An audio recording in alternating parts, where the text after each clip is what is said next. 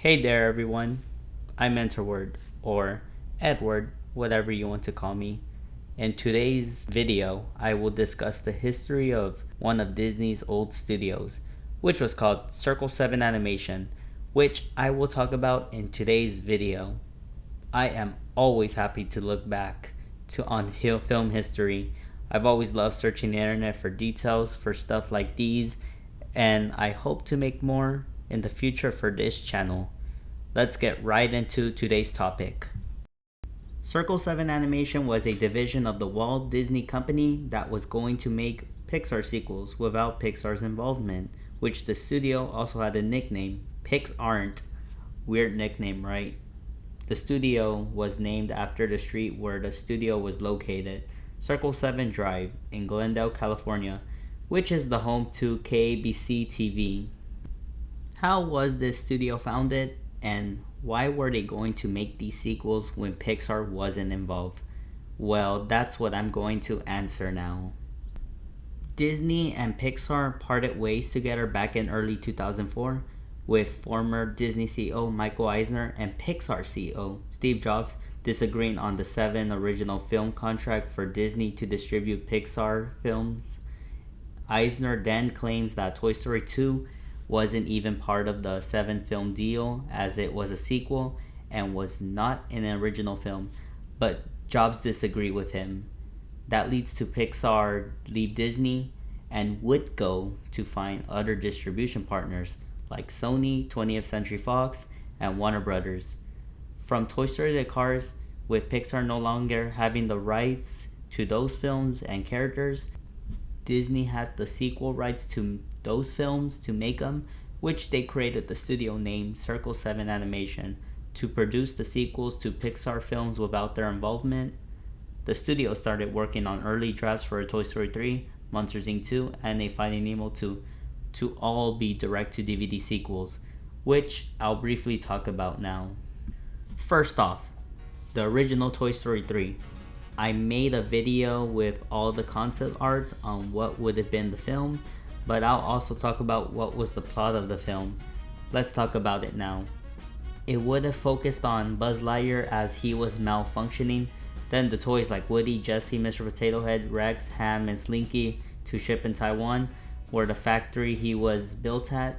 Then the gang soon find out there has been a massive recall on all Buzz Lightyear toys, so the gang shipped themselves to Taiwan to rescue Buzz. It sounds pretty interesting, and Buzz also seeing recalled toys including a new Space Ranger was actually pretty cool. One problem though is that the film was a rescue mission, and we already had that story with Woody in the second Toy Story film, and this was like it again but from a Space Ranger point of view. I mean, we do not need another rescue mission in a Toy Story movie. I'm glad this didn't happen because we had Pixar's Toy Story 3, which has a perfect story and a perfect film in animated history. Let me know what you think of the original story of this one. Here we are with the second film, which is Monsters Inc. 2, Lost in Scaradise. Arguably the best story out of all the Circle 7 stories. It is a story that is very interesting and bummed that it didn't see the light. And trust me, it's something great to read about. It would have focused on Mike and Sully's visiting Boo's room for her birthday, but then they both found out that this isn't even her room anymore. So Mike and Sully have to travel around the human world to find Boo. If you want to learn more about the plot, I'll leave a link to HEMA Studios video for full details. Again, it is the best plot in an animated canceled movie and sequel, as I would love to see the two best friends to see the human world. Like, we seen them both in the human world in Monsters University, but only for a bit. I would love to see more of it though. Like I said, I am bummed about this cancellation to the sequel, as I know it would have been a great follow-up and everyone would have loved it. Finally, the final film in Circle 7 Animation is Finding Nemo 2.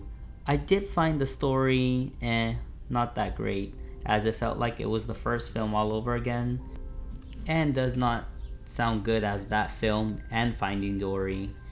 The plot would have been about Nemo's dad, Marlin, getting captured and Nemo and Dory having to go find him.